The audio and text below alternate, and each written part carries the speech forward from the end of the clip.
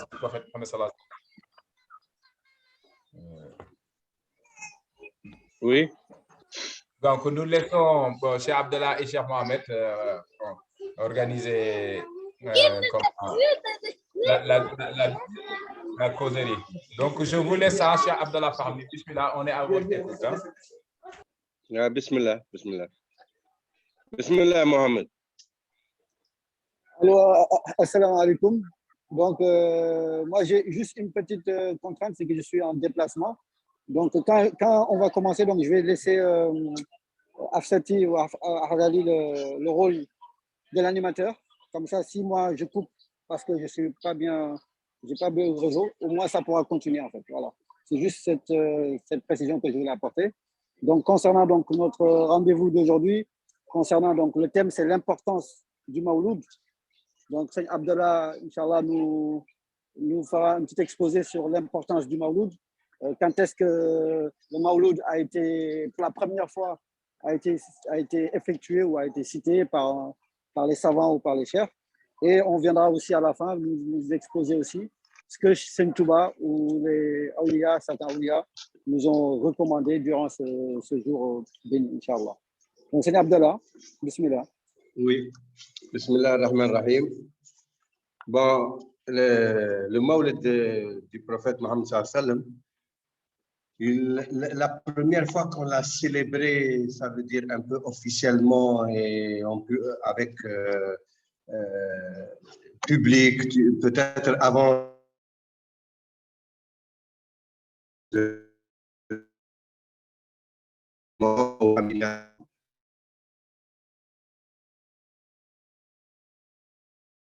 la première fois qu'il y a eu un événement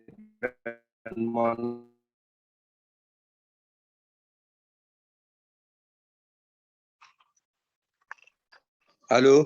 Oui. La première fois qu'il y a eu un événement national pour le Had, c'était le sultan El Kaukabari, qui était dans la partie orientale de la Turquie. C'était à l'époque le sultan. Il aimait beaucoup Ibn Arabi. Et c'était Ibn Arabi qui avait initié cela. C'est le premier dans l'islam qui a fait en Afrique nationale. El Kaukabari, il invitait des savants, il invitait des hôtes de marque, et il faisait des réceptions énormes. Il faisait à donner à des millions de personnes ou des centaines de milliers de personnes. Il offrait des cadeaux. On le célébrait en grande pompe, très grande pompe. C'est à l'initiative de Muhaddin Ibn Arabi, Cheikh al-Akbar. Et c'est le sultan.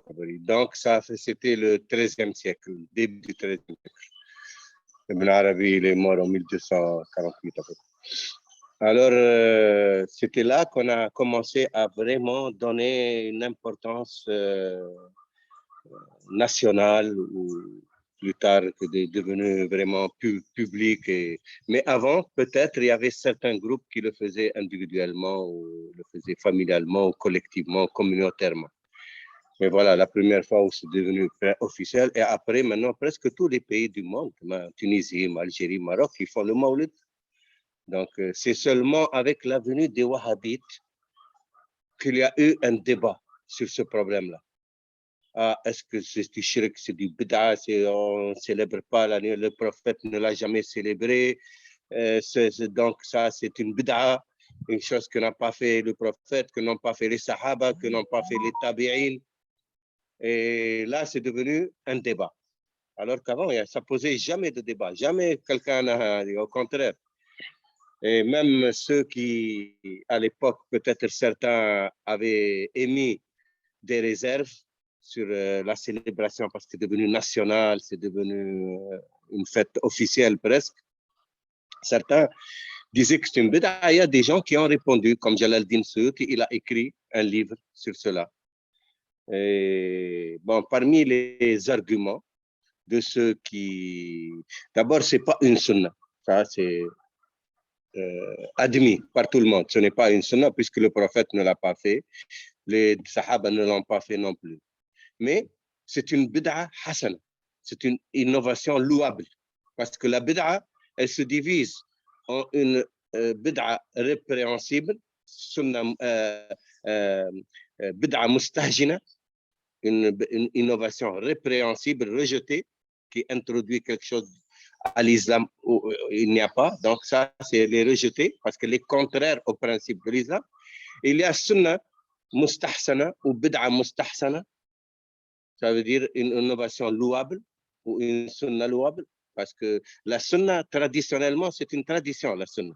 C'est une tradition. Traditionnellement, on fait cela. La sunna du prophète, c'est la tradition du prophète.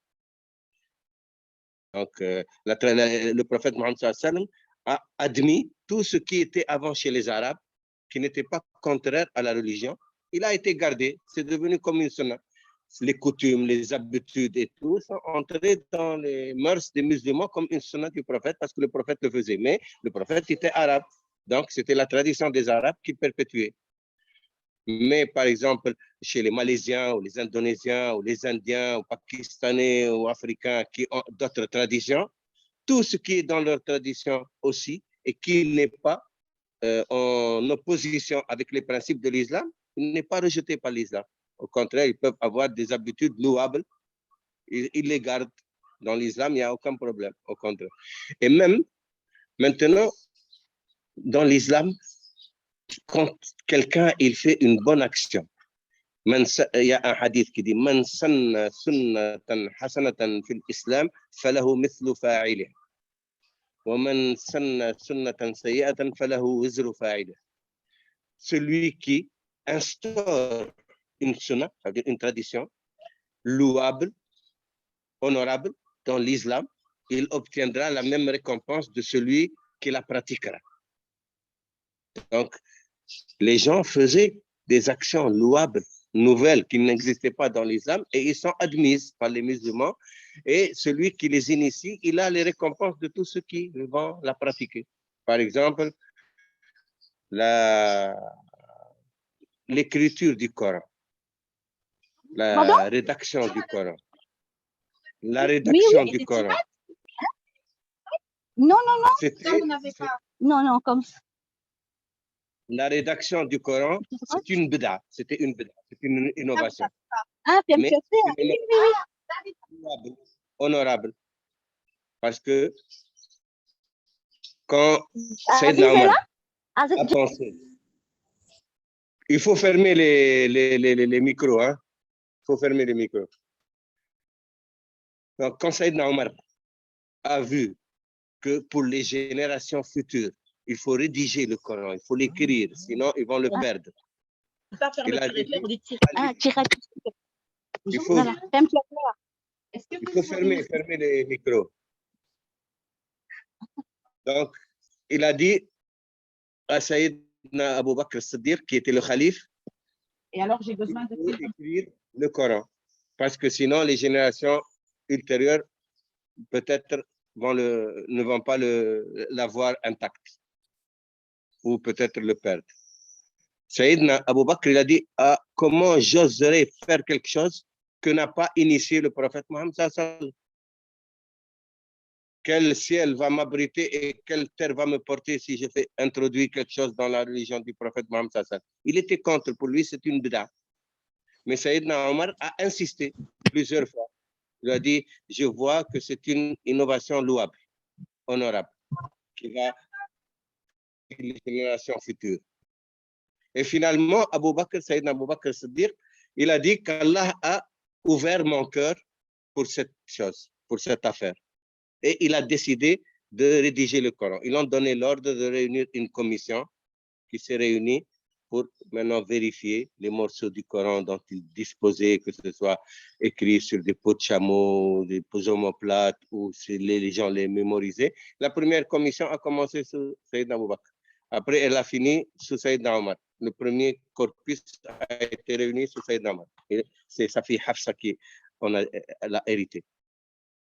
Donc, c'est une bid'a, une innovation, mais louable. Et beaucoup de choses, par exemple, l'introduction de la voyellisation. Tu sais, l'arabe est une langue consonnatique.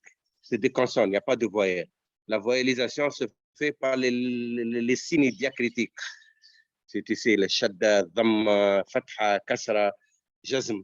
Tu vois, c'était les signes là. C'est ceux qui font la voyalisation. Donc, avant, les Arabes lisaient des lettres seulement de compréhension voyalisation. Mais ils savaient, ils n'avaient pas besoin de l'arabe. Comme dans la grammaire arabe aujourd'hui, on a besoin de l'arabe, de mettre les signes pour prononcer la bonne prononciation correcte. Mais avant, non, les Arabes, tu vois, les Corans anciens, il n'y avait pas ça. C'était au temps des Omeyyades, de Abd al-Malik ibn Marwan. C'était le Hajjaj ibn Yusuf qui avait introduit cela. Et pourtant, Hajjaj ibn Yusuf, c'était vraiment un tyran. Hein. Il est sanguinaire. Mais pourtant, il a fait quelque chose qui a servi les musulmans. Allah fortifie sa religion et lui apporte le triomphe et la victoire, même par l'homme impie. Donc, peut utiliser qui veut, qu'il a les compétences nécessaires pour cela, Allah peut l'utiliser pour servir. C'est pour ça que dans l'islam, par exemple, ce ne sont pas des anges. Les différents khalifes ou les différents rois ou empereurs qui ont précédé dans l'islam, quand tu vois l'histoire des Omeyyades, des Abbasides, tu vas voir beaucoup de choses. Mais c'est Allah qui veut comme ça. L'essentiel, c'est que Allah préserve sa religion, même par l'homme impie. C'est pour ça que certains lisent l'histoire de l'islam, ils vont voir au temps des Omeyyades, il y a eu quand même massacre de Ahl al-Bayt, il y a eu des despotes dans les khalifes de Omeyyades, même dans les Abbasides, même les Ottomans. Mais c'est le cours de l'histoire, c'est Allah qui fait. Et puis il y a eu même des débats théologiques sur cela. Maintenant, le Maulid, c'est fait partie des innovations louables. Donc, ce n'est pas une sunna. Quand quelqu'un te dit, oui, c'est une bid'a, ce n'est pas une sunna. Oui, c'est vrai, ce n'est pas une sunna du prophète, mais c'est une innovation louable. Bid'a hasan. Donc, on ne peut pas la classer comme répréhensible, bid'a mustahil. Donc, il faut différencier entre la bid'a hasana et la bid'a mustahil. Première chose. Secondo, les ahkam al-shara, les statuts des lois. Dans l'islam, ils sont 5. Il n'y a pas que haram et halal. Il y a ce qui est obligatoire, wajib, ce qui est recommandé, mandoub, ce qui est permis, mubah, et ce qui est répréhensible, makruh, et ce qui est interdit, haram. Donc, chaque chose qu'il y a dans l'islam, on l'a fait passer sur les 5 statuts. On prend par exemple le Maulid. Le Maulid, il n'est pas une obligation. Parce que les obligations, ce sont les 5 piliers de l'islam. C'est la prière, le jeûne, la zakat, la shahada et le pèlerinage pour ceux que c'est ça les obligations. Et faire le bien. Donc, ce n'est pas une obligation. Et ce n'est pas une recommandation. Le prophète ne l'a pas recommandé. Mais il ne peut être que permis. Permis, ça veut dire c'est les actes anodins de la vie. Manger, boire, dormir, se marier, tout ça, c'est permis. Donc, un acte permis. Il ne peut pas être répréhensible. Donc, et il ne peut pas être interdit. Il n'y a aucune raison de l'interdire et il n'y a aucune raison pour qu'il soit répréhensible. Tu fêtes l'anniversaire du prophète Mohammed sallallahu alayhi wa sallam. Chacun de nous, il fête l'anniversaire de ses enfants. Pour ne pas fêter du meilleur des êtres humains, du meilleur des prophètes, le sceau des prophètes. Donc, si on ne peut pas le considérer comme obligatoire ou comme recommandé, le minimum absolu est de le considérer comme permis. Ça, dans Ahkam Shara.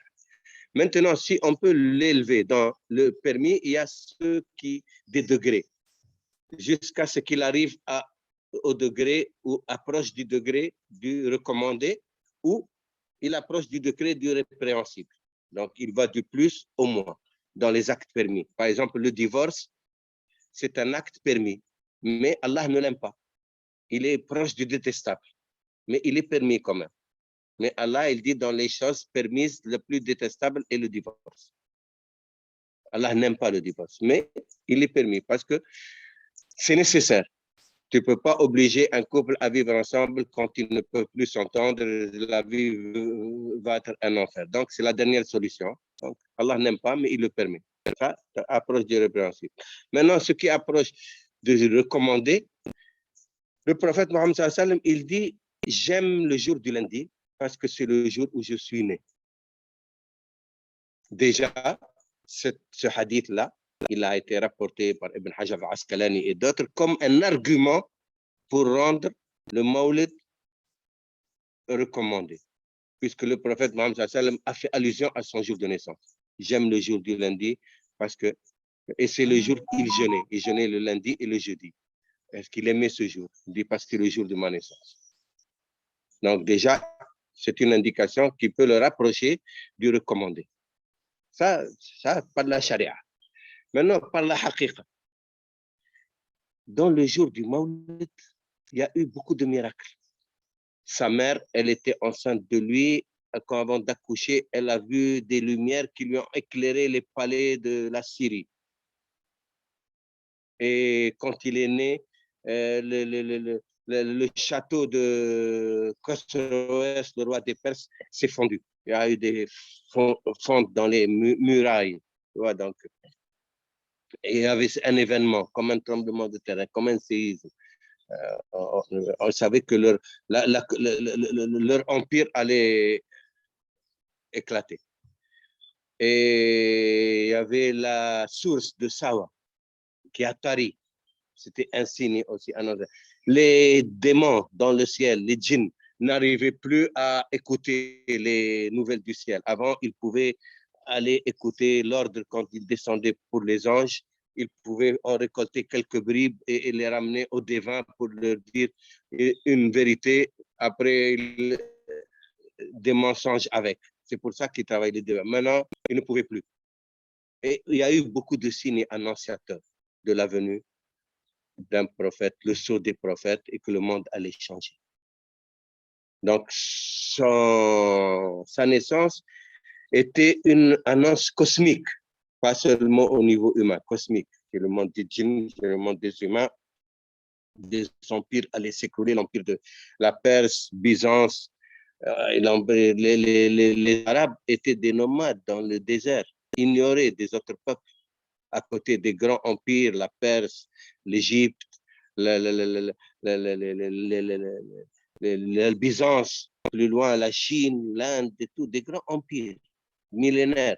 Et les Arabes sont sortis du désert pour vraiment répandre l'islam sur tous ces empires-là. Donc, c'était un événement à l'échelle humaine, mais aussi à l'échelle cosmique. Donc, c'est pour ça que nous le fêtons. Nous le fêtons par amour pour le prophète Mohammed sallallahu alayhi wa sallam. Parce que c'est un événement auprès d'Allah qui est l'un des plus grands événements dans l'humanité. Allah a fait de ce jour de la naissance du prophète Mohammed sallallahu alayhi wa sallam un événement cosmique. Et nous, par gratitude envers le prophète Mohammed sallallahu alayhi wa sallam, qui nous a amené l'islam, grâce à lui, aujourd'hui, on est musulmans. Qu'on soit réunionnais, ou qu'on soit tunisien, ou qu'on soit sénégalais, ou qu'on soit français ou suisse, quelle que soit notre religion, si aujourd'hui notre pays, notre citoyenneté, aujourd'hui, si on est musulman, c'est grâce au prophète Mohammed sallallahu alayhi wa sallam. C'est pour ça que nous aimons le prophète Mohammed sallallahu alayhi wa sallam plus que nous-mêmes, plus que nos parents, plus que nos enfants. Donc, si on célèbre cela, c'est par gratitude, par amour. Et ça, maintenant, Khadim Rasoul, quand il est venu comme serviteur, Khadim Rasoul, serviteur du prophète Mohammed sallallahu alayhi wa sallam, il a initié ce Gamo comme l'un des plus grands événements du mouridisme. Le Gamo et le Magal, c'est des événements, c'est les deux. Quand Serigne Saliou, Serigne Saliou disait, nous, on a 3 fêtes, deux fêtes, comme tous les musulmans. La fête de l'Aïd Kabir et la fête de l'Aïd Saghir. La fête de la Korité et la fête de la Tabaski. La Korité, c'est le Aïd Saghir, le petit Aïd, et mineur, et l'Aïd Kabir, le grand Aïd, c'est après Arafat, après le pèlerinage, là où on égorge les moutons. Donc ça, on a 2 Aïd, 2 grands événements, comme tous les musulmans. Et comme Mourid, on a 2 événements, qui sont le Magal et le Gamo. Donc le Magal de Touba et la Tabaski. Et le Gamo, le Maulid de Nabawi Sharif. Les 2 au même titre, ces 2 événements, on les fête pour les Mourides. Donc, Et en plus, Khadim Rasoul, comme il a obtenu des dons extraordinaires, des grâces et des privilèges qui dépassent l'entendement, il a obtenu pour ce jour-là de célébrer le Maulid. ومن يعظم مولد نبينا بالهدى فلا يحاسب غدا. Celui qui célèbre le Maulid de notre prophète, la porte de la guidance, il ne sera pas jugé demain. Il a écrit une qasida miraculeuse, même du point de vue linguistique et du point de vue de la prosodie, qui s'appelle Jazbul Qulub. C'est ça que je voulais chercher, mais je n'ai pas trouvé avec moi, là, pour quelques passages éloquents et significatifs. Il dit que celui qui célèbre ce jour ne sera pas jugé demain. Et celui qui participe, même en apportant un peu de viande ou un peu de sucre, ou ne serait-ce qu'avec quelques argent, quelques sommes symboliques qu'elles soient, il obtiendra des grâces et des bienfaits pour lui et sa maisonnée, et sa famille. Et il pourra éviter demain le jugement, il pourra passer, parce que le prophète Mohammed sallallahu alayhi wa sallam, il fera passer sans jugement des milliers de sa communauté, des dizaines de milliers ou des centaines de milliers, parce que les chiffres qu'on donne dans les hadiths sont symboliques. Quand on dit 70 000, il est dit 70 000. Allah lui a donné le privilège de faire passer 70 000. Comme Sayyidna Othman aussi, Allah lui a donné le privilège de faire passer 70 000 de sa maisonnée sans jugement, alors qu'il méritait l'enfer. Et des grâces qu'Allah donne à qui il veut, par la grâce du prophète Mohammed sallallahu alayhi wa sallam. Parce que ce soit Sayyidna Othman, ou que ce soit Sirin Touba, ou que ce soit Sayyidna Omar, ou Sayyidna Abu Bakr, ou Sayyidna Ali ibn Abi Talib, ou Sayyidna Hassan, ou Sayyidna Hussein, ou qui que ce soit, c'est par la grâce du prophète Mohammed sallallahu alayhi wa sallam. Et ils auront des privilèges pour leurs fidèles, pour ceux qui les aiment et qui les... Même dans les tariqas, par exemple, tu vas voir Cheikh Ahmed Tijani, ou Cheikh Abdul Qadir Jilani, ou Abul Hassan Chadli, ou Cheikh Naqshband, ou dans toutes les tariqas, tu vas trouver des privilèges et des grâces que le Cheikh a dit qu'il a obtenu d'Allah pour ses fidèles. Allah accorde à qui il veut ses grâces et ses faveurs. Quand on œuvre pour Allah, Allah te récompense et il te donne. Et toi, tu demandes, et tes demandes peuvent être exaucées. Et généralement, ils sont exaucés. Sauf ce que Allah ne permet pas. Mais Allah permet l'intercession à qui il veut. Donc, tous les grands maîtres des soufis, des tariqas, ils demandaient pour leurs disciples, leurs fidèles, le pardon. Et Allah les a choisis comme intercesseurs pour leur peuple. Ils vont intercéder. Shufa'a. L'intercession shafa'a est quelque chose de fondamental dans l'islam, bien que nos frères un peu wahhabisés et tout, ils mettent en cause des réalités qui sont évidentes dans l'islam. La shafa'a, le prophète Mohammed sallallahu alayhi wa sallam, c'est le shafa' al-mushafa', c'est lui l'intercesseur de toutes les créatures, et mushafa', c'est par lui qu'on demande à Allah le pardon, et c'est par lui qu'Allah ne rejette pas les demandes. C'est pour ça que dans chaque demande, il faut toujours finir par la salat sur le prophète Mohammed sallallahu alayhi wa sallam, la prière sur le prophète Mohammed sallallahu alayhi wa sallam. Parce que la valeur du prophète Mohammed sallallahu alayhi wa sallam, seul Allah la connaît. Nous, on aime le prophète Mohammed sallallahu alayhi wa sallam, on peut accéder à une certaine connaissance, mais elle est loin de la réalité du prophète Mohammed sallallahu alayhi wa sallam. Parce que rien que dans le Coran, quand Allah dit إن الله وملائكته يصلون على النبي يا أيها الذين آمنوا صلوا عليه وسلموا تسليما. Allah et ses anges prient sur le prophète. Allah et ses anges prient sur le prophète. Ô vous qui croyez, pas tout le monde, hein? Ô vous qui croyez, les vrais croyants, ô vous qui croyez en les paroles d'Allah, priez sur lui et saluez-le les meilleures salutations. C'est un ordre, c'est une injonction. C'est un impératif de prier sur le prophète Mohammed sallallahu alayhi wa sallam. Et Allah et ses anges prient sur le prophète Mohammed sallallahu alayhi wa sallam. Ibn Ata'Allah al-Iskandari, le grand cheikh, le maître de la, qui est le deuxième calife Abul Hassan Shadi, dans la tariqa Shadiliya. C'est lui qui a fait les bases et les fondements de la tariqa Shadiliya. Parce qu'Abul Hassan Shadi n'a pas écrit, son calife aussi n'a pas écrit, Sidi Abul Abbas al-Mursi. C'est Ibn Atta'Allah qui a fait les écrits de la Shadiliya, qui sont presque les meilleurs écrits dans la tariqa, dans le soufisme, qui viennent de la tariqa, surtout sur les usul, sur les principes. Alors, Ibn Atta'Allah, il dit, oui, c'était un qadi, c'était un faqih, c'était un usuli, c'était un grand maître de charia et de la haqiqa. Il dit, qu'est-ce qu'elle vaut, ta prière, toi, comme croyant, toute ta vie, toutes tes prières, toute ta vie, qu'est-ce qu'elles valent devant une prière d'Allah sur toi? Allah a pris sur toi une fois. Et toi, tu pries toute ta vie. Est-ce qu'on peut les mettre en équivalence? Donc, qu'est-ce qu'elle vaut nos prières, toute notre vie devant une prière d'Allah? Et comment Allah a pris sur nous? Le prophète Mohammed sallallahu alayhi wa sallam, il dit, celui qui prie sur moi une fois, Allah a pris sur lui 10 fois. Et celui qui prie sur moi 10 fois, Allah a pris sur lui 100 fois. Et celui qui prie sur moi 100 fois, Allah a pris sur lui 1000 fois. Et celui qui prie sur moi 1000 fois, Allah dit aux anges, n'écrivez pas. C'est entre moi et mon serviteur. Seul Allah connaît sa récompense. Pour savoir ce que la valeur du prophète Mohammed sallallahu alayhi wa sallam auprès d'Allah. Quand tu pries sur lui une fois, Allah prie sur toi 10 fois. Alors, quand tu célèbres le Mawlid du prophète Mohammed sallallahu alayhi wa sallam, à qui Allah rend cet hommage, il prie, Allah et ses anges prient sur lui. Et quelqu'un vient te dire ça, c'est une bid'a, prier, non, en fait, c'est de la folie.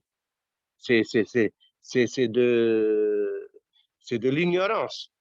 Donc, il n'y a aucune raison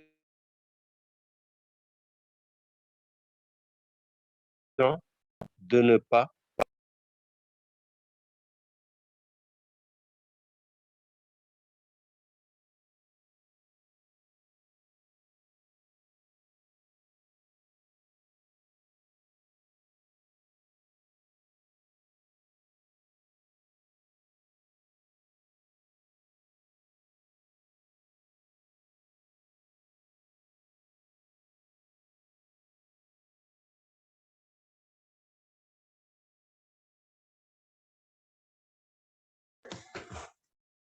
Je sais pas si tu veux dire. Explique-le un peu pourquoi les raisons pour lesquelles. Ben, on attend que Cher Farmi se reconnecte parce qu'il a des soucis de réseau là où il est. Il est connecté en solaire, donc c'était pas terrible. Donc, du coup, on attend sa reconnexion pour pouvoir continuer. Mais si d'ores et déjà, vous avez préparé des questions ou des choses comme ça, faut pas hésiter. Est-ce que tu peux mettre pause déjà sur l'enregistrement en attendant? Excuse-moi. Oui, cher Farmi, Mohamed nous a averti que vous avez des petits soucis de réseau, là où vous étiez. En patienté, il n'y a pas de souci, en patiente. D'accord. Bon, s'il y a des questions, allez-y, comme ça, c'est mieux. Il y a une interactivité. S'il y a des interventions ou des contributions ou des questions, allez-y. Comme ça, après, on va continuer. Je voulais demander, donc, nous les mourides, comme vous avez dit, le Milad fait partie des fêtes les plus importantes pour nous. Je ne sais pas si vous pouvez nous donner plus de détails parce que je vois que c'est surtout Jazbou Mawahibou qui sont limite obligatoirement lus cette nuit-là. Donc, oui, Jazbou Mawahibou Muhaddimat. Donc, si vous pouvez nous expliquer un peu plus. Bon, ce jour-là, on rend hommage au prophète Mohammed sallallahu alayhi wa sallam. Et on rend hommage à Allah de nous avoir envoyé le prophète Mohammed sallallahu alayhi wa sallam. On fait une lecture du Coran. Ça, c'est toujours dans tout événement, la lecture du Coran est de mise. Et puis, on lit aussi les Amdahna. Comme Allah nous a donné une injonction de prier sur le prophète Mohammed sallallahu alayhi wa sallam. Donc, les prières sur les qasaïd de Serigne Touba, c'est des prières sur le prophète Mohammed sallallahu alayhi wa sallam. Et saluez-le wa taslima. Wa sallimu taslima. Et les salutations, ce sont les panégyriques. Par exemple, comme Matlab, comme Muqaddamat al-Amdah, pas Matlab, je sais pas si c'est le cas, comme Jazb al-Qulub, surtout. Jazb al-Qulub, elle est spécialement pour le Maulid. Et Mawahib al-Nafa, Muqaddamat al-Amdah et les qasaïd panégyriques. Ça, on les lit pour rendre hommage au prophète Mohammed sallallahu alayhi wa sallam. Et on rend hommage à Allah en lisant le Coran. Parce que le Coran, c'est la meilleure parole adressée aux humains depuis la création jusqu'à la fin des temps. Le Coran, c'est la synthèse de toutes les autres révélations. Allah a fait 104 livres, il a fait descendre 104 livres. Et tous, ils sont dans le Coran, la synthèse. Donc, c'est la synthèse de tous les livres. C'est pour ça, c'est la somme synthétique des mots. Jawama al-Kalam. C'est la meilleure parole révélée par Allah aux humains. C'est le Coran. Donc, on rend hommage à Allah en lisant le Coran. Et la meilleure parole élevée par les humains vers Allah, ce sont les qasaïd de Serigne Touba. Les écrits de Serigne Touba sont les meilleures paroles élevées par les humains pour Allah et son prophète Mohammed. Et c'est Allah qui a décrété cela. Serigne Touba a dit, Allah a décrété que mes paroles sont les meilleures paroles auprès de lui et d'Allah. Après le Coran et le Hadith. Il le dit. Donc, comme Allah nous a donné une injonction de prier sur le prophète, Ya ayyuhalladhina amanu sallu alayhi wa sallimu taslim, Serigne Touba dit labbayk Allahumma labbayk, labbayk wa sa'adayk wal khayru kulluhu bi yadayk. À tes ordres, Seigneur, à tes ordres. Tout le bien est entre tes mains. Et il a passé son temps 6 mois de l'année à louer le prophète et 6 mois à prier sur lui. Donc, ces écrits-là sont des prières et des panégyriques. À part les écrits didactiques, comme ça, c'est pour l'enseignement théologique, comme Hudud, ou sur le Tasawuf, Masal Jinan. Donc, ça, c'est les didactiques. Mais tous les œuvres panégyriques, c'est des prières sur le prophète Mohammed sallallahu alayhi wa sallam et des salats, des prières, des salats et des amdah, des panégyriques. Donc, nous, ce jour-là, on lit le Coran, on lit les amdah, les prières sur le prophète, salawat nabawi, et donc les écrits de Serigne Touba, les qasaïd. Et surtout, on donne à manger. Parce que l'une des meilleures œuvres, les plus méritoires auprès d'Allah, c'est de donner à manger. Donner à manger, c'est quelque chose, d'abord, elle te permet de faire une bonne action, de sortir de ta poche de l'argent pour acheter à manger et préparer. Ceux même qui n'ont pas d'argent, ils préparent, ils vont donc pour donner à manger à son prochain. Khadim Rasoul, un jour, il y avait un grand cheikh qui est venu de l'Orient. Je ne sais pas de quel pays, parce que des récits diffèrent, que ce soit de l'Égypte ou de la Syrie ou de Médine, du Hijaz. Et il est venu voir Serigne Touba. Il cherchait le qutb de son époque. Alors, jusqu'à ce qu'il est arrivé à Serigne Touba, il est parti en Mauritanie. En Mauritanie, ils lui ont dit qu'il faut aller au Sénégal. Alors là, il est venu, il est arrivé jusqu'à Serigne Touba. Il a dit, je veux te poser quelques questions. Il dit, je t'écoute. Il a dit, quel est le cheikh là? Il a demandé à Serigne Touba, quelle est la créature la plus importante aux yeux d'Allah? Qu'est-ce que Allah a créé de meilleur dans l'humanité? Qui est la meilleure créature de l'humanité? Et dans le monde. Le prophète Mohammed sallallahu alayhi wa sallam, il lui a dit, si tu vas dire, c'est le prophète Mohammed sallallahu alayhi wa sallam qui est la meilleure des créatures. Il lui a dit, qu'est-ce qui est encore mieux que le prophète Mohammed sallallahu alayhi wa sallam? Si tu vas dire, c'est l'islam. Parce que le prophète Mohammed sallallahu alayhi wa sallam est venu servir l'islam. Il a dit, qu'est-ce qui est mieux que l'islam? Serigne Touba lui a dit, c'est la paix. Parce que l'islam, c'est pour apporter la paix aux humains. Al-Muslim, man salim an-nas min yadihi wa lisan. Le musulman est celui dont les humains sont préservés de sa langue et de sa main. Il ne calomnie pas, il ne ment pas, il ne triche pas, il n'induit pas en erreur, il ne fait pas de faux témoignages et il ne tue pas, il ne vole pas. C'est lui le musulman. Donc, l'islam, c'est pour faire régner la paix.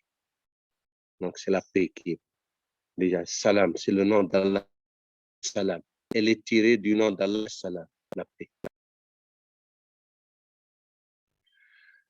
Je dis, qu'est-ce qui est mieux que la paix? Qu'est-ce qui est mieux que salam? Sivin Touba lui a dit, c'est de donner à manger. Parce que donner à manger, c'est ça qui apporte la paix. Si tout le monde, et c'est ça le vrai islam, avant, au temps de l'islam. Bayt Mal Muslimin, il y avait la maison, le trésor public, Bayt Mal Muslimin. La maison de la monnaie, là où la maison du budget de l'islam, Bayt Mal Muslim, des musulmans. Quand quelqu'un n'avait pas de moyens, quand il y a des rentrées, on distribue pour chaque famille, tant. Personne ne pouvait être dans le besoin. Un jour, Sayyidna Omar, il passait, c'est lui qui a institué cela, Sayyidna Omar, Khattab, Bayt Mal Muslim, parce que lui, c'était la justice, l'égalité. Alors, il passait, il a trouvé un vieux qui mendiait. Il a dit, mais tu n'as pas honte à ton âge? Il a dit, qu'est-ce que je peux faire? Moi, je n'ai pas d'enfant, j'ai personne qui subvient. Il dit, mais il y a Bayt Mal Muslimi, il y a le trésor public, tu vas t'inscrire. Il a dit, mais moi, je suis juif. Et ça, c'est pour les musulmans. Alors, Sayyidna Omar s'est fâché. Il a pris par la main, il a conduit devant Bayt Mal Muslimin et il a fait appel à tous les musulmans pour venir. Ils sont venus. Il a dit, Bayt Mal Muslimin, c'est pour donner aux pauvres et aux nécessiteux, aux voyageurs. Allah n'a pas fait de distinction, n'a pas dit qu'il faut donner qu'aux pauvres des musulmans. Aux pauvres, un pauvre est un pauvre. Tu ne vas pas lui demander quelle est ta religion, un pauvre qui te tend la main. Donc, aux pauvres. L'islam ne fait pas de distinction. Un pauvre, c'est un pauvre. Un nécessiteux, c'est un nécessiteux. Il a inscrit son nom. Ça, les musulmans aujourd'hui ne connaissent pas ces réalités. Alors que le musulman, il aime de préférence un musulman. Et quelqu'un qui. Mais quand quelqu'un est dans la nécessité, Sayyidina Ibrahim, notre père Abraham, Allah l'a réprimandé pour cela. Un jour, Sayyidina Ibrahim était chez lui et quelqu'un est venu, il a tapé, il a dit, je suis un voyageur, je suis affamé, j'ai soif, est-ce que tu peux m'héberger quelques jours, faire mes forces pour continuer mon voyage? Il lui a dit, ah, c'est un plaisir pour moi, mais à condition. De quelle condition? Il dit, dis la ilaha illallah. Qu'est-ce que c'est cette histoire? Je t'ai demandé l'hospitalité, tu veux me la donner ou je continue mon chemin? Il a dit, ah, moi je suis un prophète. Je ne peux pas faire entrer chez moi quelqu'un qui ne dit pas la ilaha illallah. Je ne crois pas. Il a dit, merci. Il a continué son chemin. À peine il est parti, l'ange Gabriel est venu. Il a dit, Ibrahim, Allah m'a envoyé pour te réprimander. Qu'est-ce que j'ai fait? Il a dit, à cause de ce voyageur. Allah te dit, comment tu refuses l'hospitalité à un nécessiteux, à un pauvre qui te sollicite? Il a dit, mais je lui ai demandé de dire la ilaha illallah, il a refusé. Il a dit, Allah te dit, tu as vu cet homme, il a 70 ans. 70 ans, je pourvois à ses besoins. Et il m'a jamais reconnu. Et pourtant, je ne cesse de lui prodiguer mes biens. Et de veiller à ce qu'il ne manque de rien. Et pour une fois qu'il est venu te solliciter, tu l'as refusé. Alors, c'est vrai, derrière, il a dit, eh, viens, je t'offre. Je dis, non, merci. Pourquoi? Pour quelle raison? Tout à l'heure, tu as refusé et maintenant. Ah, il dit, mon Seigneur, en qui je te demande, il dit, là, m'a envoyé l'ange Gabriel pour me réprimer. Il dit, tu as vu cet homme, il a 70 ans et je pourvois à ses besoins. Et je veille qu'il ne manque de rien. Et jusqu'à présent, il ne m'a pas reconnu et il n'a pas prononcé l'attestation 2 fois.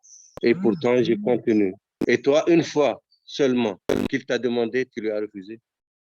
Alors l'homme s'est mis à genoux, il a pleuré. Il dit, ah, ça c'est un Seigneur miséricordieux. Ça c'est un Seigneur, je le reconnais. Il n'y a de Seigneur que lui. La ilaha illallah, la ilaha illallah. Non, pour comprendre que l'essence, le vrai islam, c'est la bonté. Maintenant, pour retourner au sujet de le Maulid, donner à manger, c'est l'une des œuvres capitales.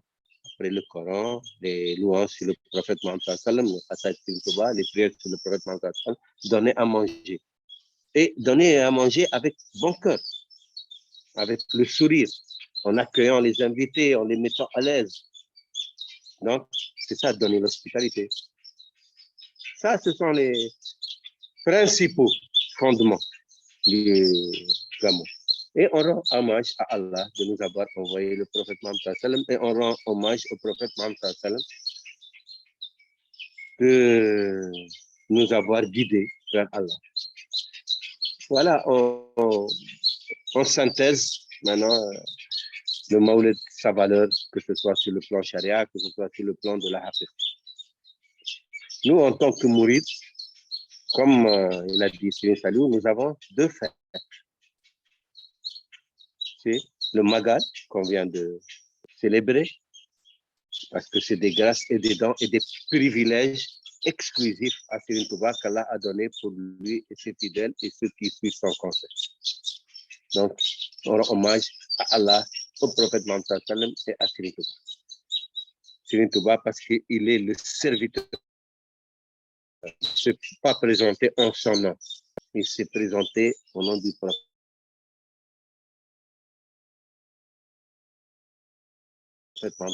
Il est le serviteur du prophète Mohammed.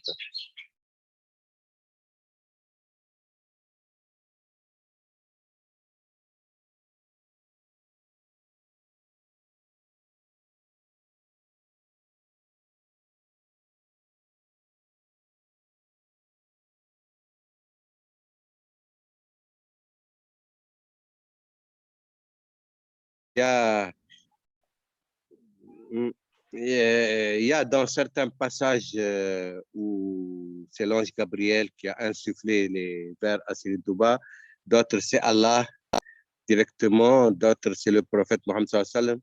Les miracles sont mes écrits. بان لكل من له آية بان لكل من له ولاية كوني لخالق البرايا آية.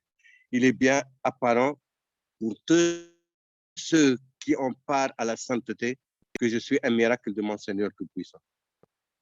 Donc, les écrits de Serigne Touba, des fois, tu vas trouver, par exemple, là où c'est le prophète Mohammed sallam qui lui a insufflé le vers, c'était, il avait écrit un vers, il dit que c'est l'un des meilleurs vers qu'il a écrit, mais le prophète Mohammed sallam est venu lui dire de changer le vers.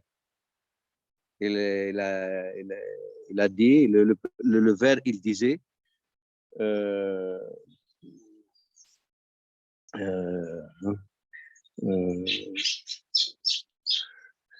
il disait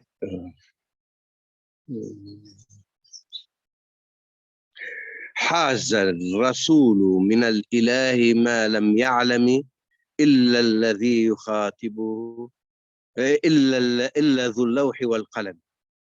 Le prophète a obtenu d'Allah que ne connaît que le maître de la plume et de la tablette gardée. Ça, c'était le vers qu'avait écrit Serigne Touba. Et le prophète Mohammed sallam, il est venu lui dire de changer le vers. C'est le prophète Mohammed sallam qui lui a dicté le vers qui devait le remplacer. حاز النبي من الإله ما لم يعلم إلا الذي يخاطبه بكلمة. Au lieu du Rasoul, au début c'était حاز الرسول, du حاز النبي. l'envoyé. Le premier, c'était Rasoul, Hazar Rasoul. L'envoyé a obtenu. Donc, le prophète Mohammed dit de changer Hazar Nabi, le prophète. Pourquoi? Parce que le messager, la mission du messager est finie sur terre. Il n'y a plus de messager dans l'au-delà. Mais il est toujours prophète. Donc, la prophétie, il l'a toujours. Son statut de prophète, il l'a toujours dans l'au-delà. Mais l'envoyé, non. C'est pour ça qu'il dit Hazar Nabi. Le prophète a obtenu d'Allah ce que de son Seigneur que ne connaît, avant c'était le maître de la plume et de la tablette gardée, le prophète lui a dit que ne connaît que celui qui le loue par ma plume. Que celui qui le loue. Donc, au lieu de le maître de la tablette gardée, que celui qui le loue par ma plume. Donc, c'est une indication que celui qui loue, c'est le prophète Mohammed par la plume de Serigne Touba, c'est Allah, le maître de la tablette gardée, le maître de la plume et de la tablette gardée. Donc, ce sont des indications très subtiles. Si Serigne Touba ne l'avait pas expliqué, on ne pourrait pas la comprendre. C'est lui qui l'a expliqué. Donc, bon, il y a un autre exemple dans Muqaddamat al-Amdah, où c'est quand Serigne Touba il dit Aya Khadim al-Mukhtar ila tansa sahbahu, parce qu'il était en train de louer le prophète Mohammed sallam dans Muqaddamat al-Amdah, et là, ô serviteur du prophète, n'oublie pas de mentionner ses compagnons. Aya Khadim al-Mukhtar ila tansa sahbahu, ô serviteur du prophète, n'oublie pas de mentionner. C'est un demi-vers, un hémistiche. C'est le vers. Ça, c'était l'ange Gabriel qui a dit ça. Aya Khadim, oh serviteur du prophète, n'oublie pas de mentionner cela. Aya Khadim al-Mukhtar ila tansa sahbahu. Celui qui omet de le mentionner, ses lois sont erronées. Aya Khadim al-Mukhtar ila tansa sahbahu. فمن ينسهم فالمدح مدح مخطأ أبو بكر الصديق الوفاء رفيق النبي المصطفى الغار أنبأ أبو حفص الفاروق شرواه نادر به اعتز دين المصطفى إذ يزأزأ أمن ضاه في الصحب ابن عفان ذو الحياة له النور ثم النور نعم المبوأ أبو سبطي المختار وهو ابن عمه علي على فاختير نعم المجرأ أصحب رسول الله إن لكم في الله والله يكرم. Abu Bakr, le véridique, le compagnon du prophète dans la grotte en était un. Abu Hafs al-Farouq, Omar ibn Khattab. Abu Hafs, on l'appelle Abu Hafs al-Farouq, le discriminateur, par qui la religion du prophète s'est affermie alors qu'elle chancelait. Parce que l'entrée de Sayyidina Omar dans l'islam a donné la force à l'islam. Parce qu'avant Sayyidina Omar, les musulmans se réunissaient en cachette, dans la maison d'Al-Arqam, pour le prophète leur expliquer le Coran, les principes de l'islam, leur donner les conseils. C'était le tawhid, il n'y avait pas de culte. Alors, et puis il était persécuté. Les Qurayshites persécutaient ceux qui n'avaient pas de famille pour le défendre, qui n'étaient pas d'une noble ascendance et tout, avec une tribu forte, il est persécuté. Donc, il se réunissait en cachette, il était persécuté. Mais quand Omar est entré dans l'islam, alors il a dit au prophète, puisque nous sommes dans la vérité et eux, ils sont dans l'erreur, pourquoi on doit se cacher? Bien, on sort. Alors, il était pas, comme il y avait Hamza, Sayyidina Ali, il était jeune encore, et Sayyidina Omar, c'est des grands guerriers, donc ils sont partis dans la Mecque, et là, ils ont osé affronter Quraysh avec Sayyidina Omar. Donc, ça, il disait, le discriminateur par qui la religion du prophète est affermie.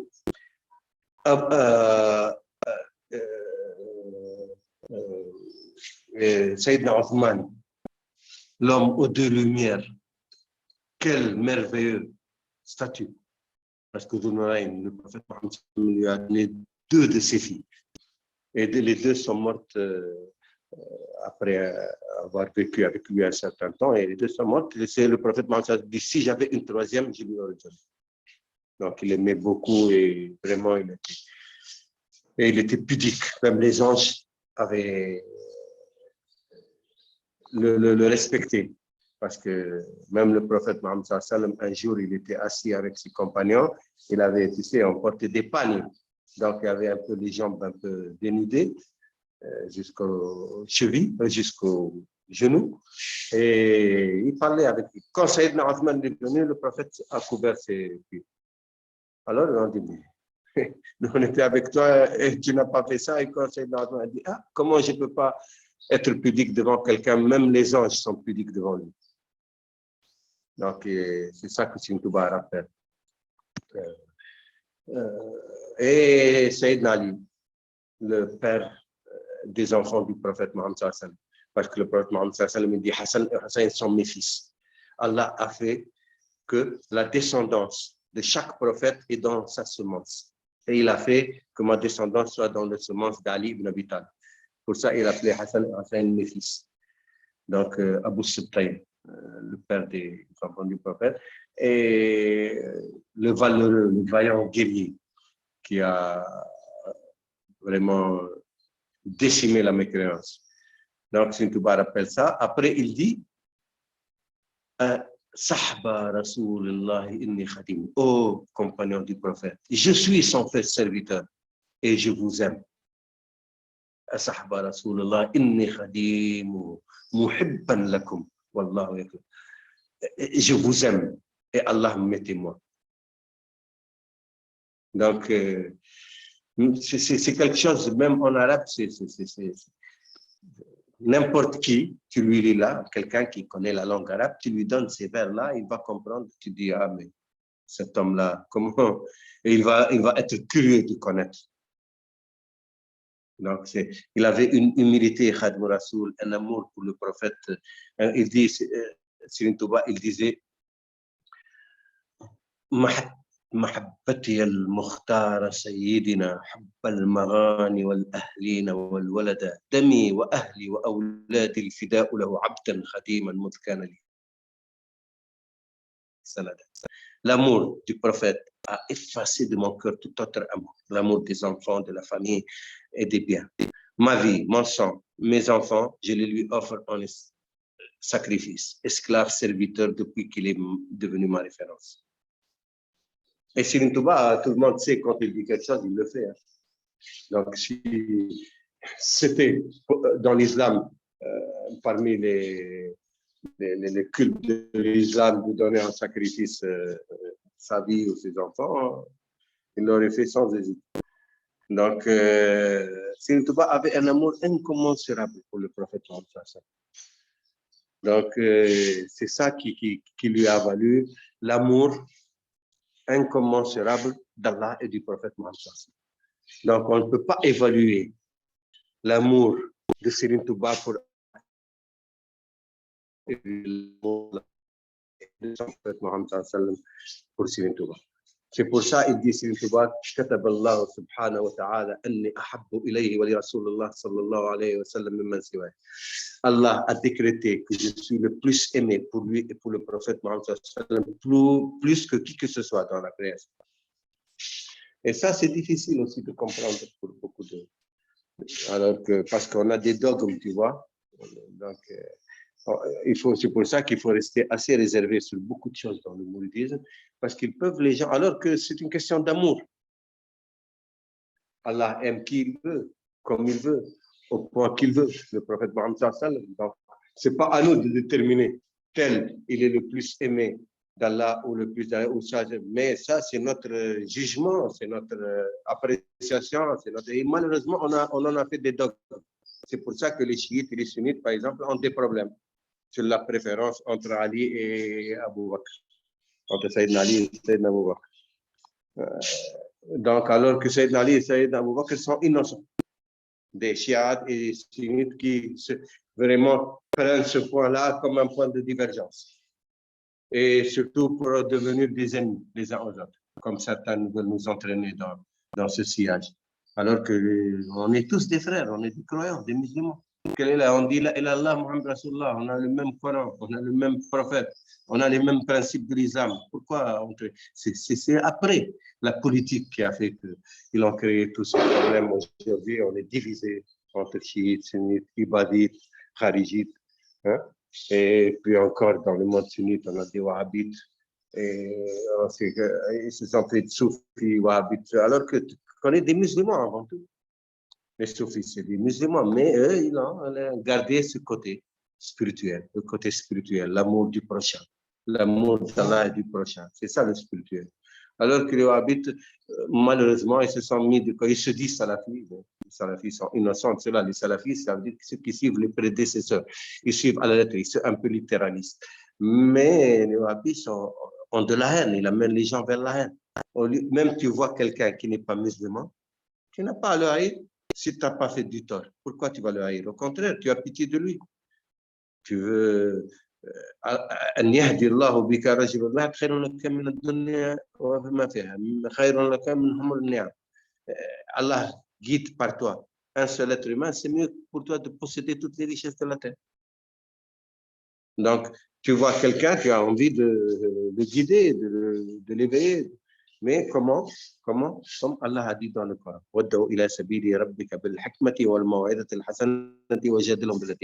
appelle aux voix de ton Seigneur par la sagesse, le bon exemple, la bonne exhortation, la bonne parole, et ne polémique qu'avec une argumentation saine et sereine.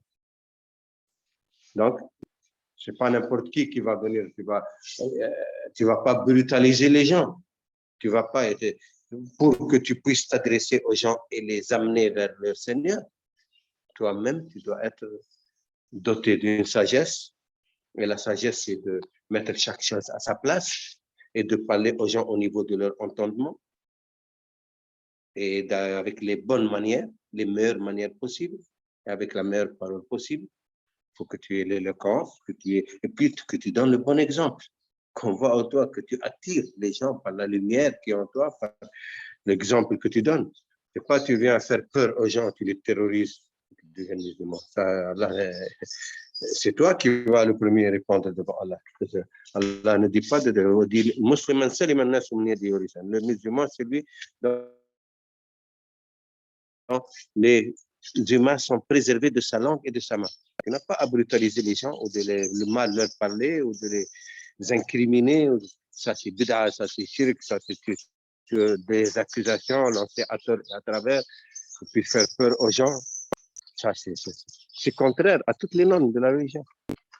Donc, c'est pour ça que nous, en tant que mourides, nous avons un devoir envers les autres. Si Allah nous a donné ces grâces, ces privilèges, qu'on a cette protection de Khadim Rasoul, qu'on a les écrits de Khadim Rasoul qui déjà sont la synthèse de toutes les sciences de l'islam, Tawhid, Fiqh, Tasawuf, Iman, Islam, Ihsan, et qu'on a ces paroles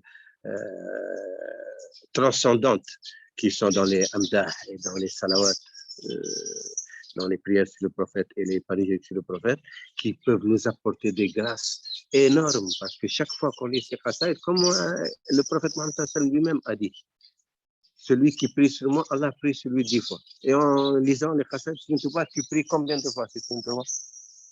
Donc, imagine combien de fois tu reçois en retour les prières d'Allah sur toi.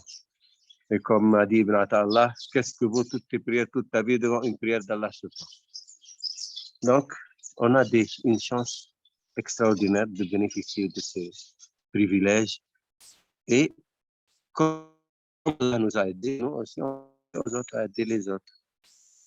D'abord, en assimilant cela en nous-mêmes, ça doit se refléter sur nous, dans notre comportement, dans notre attitude, dans notre relation avec Allah, avec nos frères musulmans et avec notre prochain. Donc, c'est ça la première chose. Déjà, il faut intégrer ça en soi même. Après, le restituer.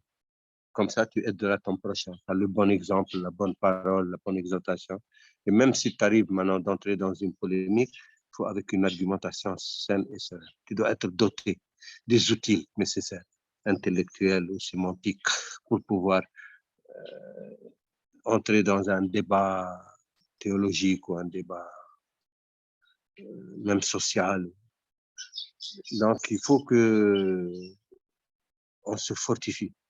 On fortifie notre spiritualité et notre intellectualité pour pouvoir être au service prochain et d'abord l'éducation de nos enfants, de notre famille, et puis du voisinage, de tous ceux qui sont appelés à nous rencontrer dans leur vie.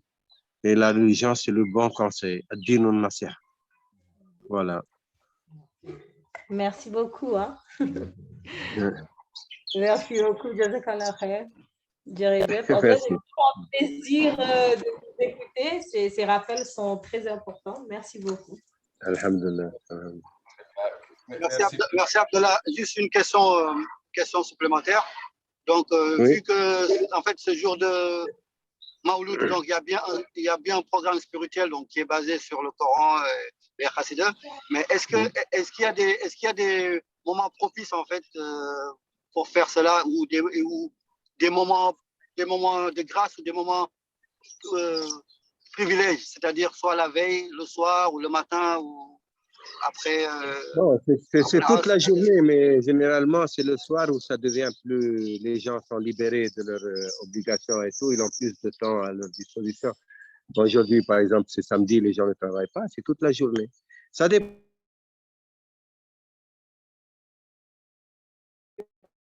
Jusqu'au soir, jusqu'au matin. Hein, ça dépend du contexte.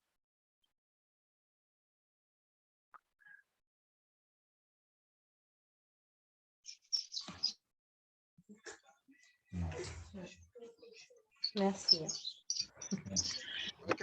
Merci beaucoup. Je ne sais pas s'il y a d'autres questions ou pas. De votre côté. Parce que là, on se prépare pour l'heure de Asr à l'île de la Réunion. Donc, on va se préparer pour la prière. En tout cas, merci beaucoup pour cette intervention, M. Abdallah. Merci, merci. Qu'Allah subhanahu wa ta'ala augmente la connaissance et qu'Allah nous donne de bon entendement. Et une fois qu'on a le bon entendement, qu'il nous donne les moyens, les capacités physiques de pouvoir appliquer de la meilleure des façons cet enseignement. Voilà, Ghazali, le chemin est lent. Le chemin est lent. Ça veut dire que c'est un travail de tous les jours, surtout dans le comportement, dans la relation avec notre famille, nos enfants, nos parents, nos voisins. C'est dans la vie quotidienne qu'on découvre vraiment le vrai musulman. Ce n'est pas seulement à la mosquée ou aux heures de prière. C'est surtout dans sa vie quotidienne, son rapport avec son prochain.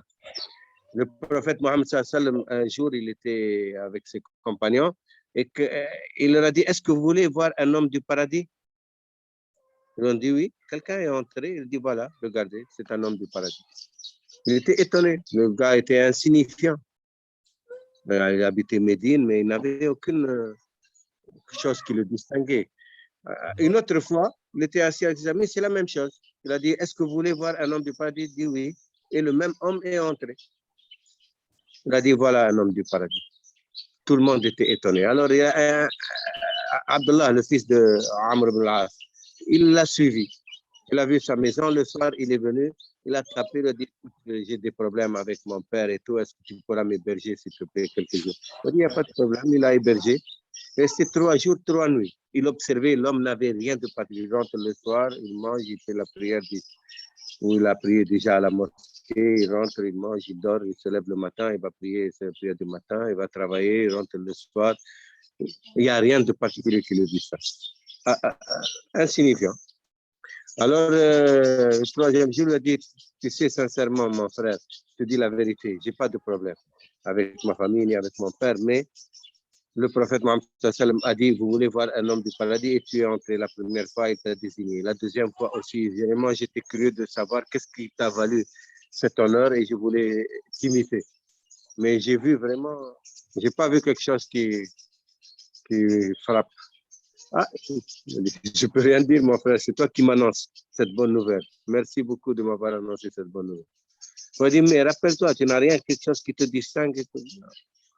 Tu es avec moi 3 jours, tu as vu tout. C'est comme ça, ma vie, elle est comme ça. Rappelle-toi, peut-être qu'il y a quelque chose que le prophète a dit, donc ça, c'est sûr, c'est véridique. Ah, il dit, sauf avant que je dors, je demande à Allah pardon pour tous les humains et je pardonne à tous ceux qui m'ont fait du tort et je demande à Allah de pardonner à tout le monde et je dors. Il dit, voilà, c'est ça. C'est sûrement ça. Non, mais voilà, c'est des choses simples qui peuvent te valoir des choses que les gens cherchent dans les grottes, dans les montagnes, dans les trucs que les gens cherchent, alors qu'ils sont apportés. Des choses simples.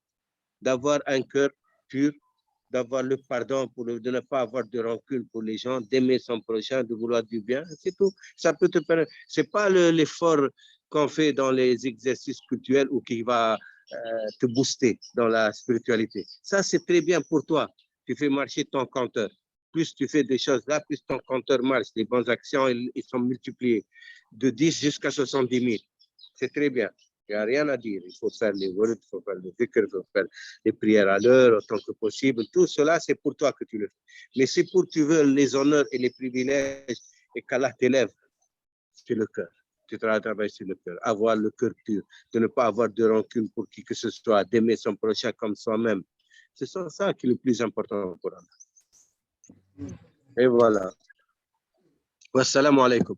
Là, ça résume complètement la situation dans laquelle nous vivons ici à La Réunion et certainement aussi au Sénégal et partout ailleurs, parce que les gens se focalisent plutôt sur ce qui est visible et apparent, alors que Dieu, lui, sait ce qu'il y a dans les cœurs. Et comme vous venez de le résumer, effectivement, tout le problème des musulmans réside dans moi, je sais, je connais, l'autre est dans l'erreur, l'autre a tort, l'autre a si. Chacun va se rendre exceptionnel par rapport à l'autre.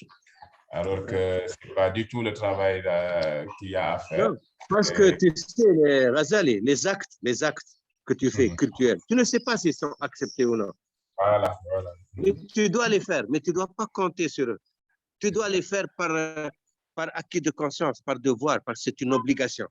Et puis tu le fais par amour pour ton Seigneur, c'est très bien, Allah va l'accepter. Mais ce qui est important pour Allah, c'est ton cœur. Parce qu'Allah, il contemple nos cœurs, il ne contemple pas nos forces. Le travail le plus important, c'est sur le cœur. Ça, c'est ça le secret de la spiritualité. Tout ce qu'on fait pour les autres, c'est pour les autres. Allah, il te dit, tu l'as fait pour que. Ouais, dit, c'est pour te dire, ah, bon, et on l'a dit, tu ta récompense. Ça, tu l'as fait pour eux. Mais ce que tu fais, sincèrement, pour Allah, c'est entre toi et Allah. C'est ça, c'est dans le cœur. C'est les choses les plus cachées qui sont les plus importantes et qui ont plus de valeur pour Allah. Parce que tu l'as fait pour lui. Ce n'est pas pour la galerie. Ok, je ne vais pas vous retenir longtemps. Merci, Abdallah. Merci beaucoup. Merci à tout le monde. Et bon courage. Vous avez du travail là-bas. C'est plus dur que chez nous ici. Hein? Non. Partout, il y a les mêmes difficultés qu'on rencontre, sauf que peut-être c'est beaucoup plus prononcé dans certaines sociétés que dans d'autres. Mais effectivement, il y a un énorme travail à faire individuellement. Avec la baraka de Sirine Touba et de ton père qui a déjà balayé le terrain et qui a fait un grand travail, Inch'Allah, ça va. Inch'Allah, donc on va programmer une prochaine rencontre et cette fois-ci, ça sera sur les fondements de l'islam. Islam, Iman, Ihsan. Comme ça permettra aux frères disciples de se ressourcer et d'avoir des bases sûres, très sûres sur la religion musulmane. D'accord. Allez, au revoir tout le monde. Et merci. Merci.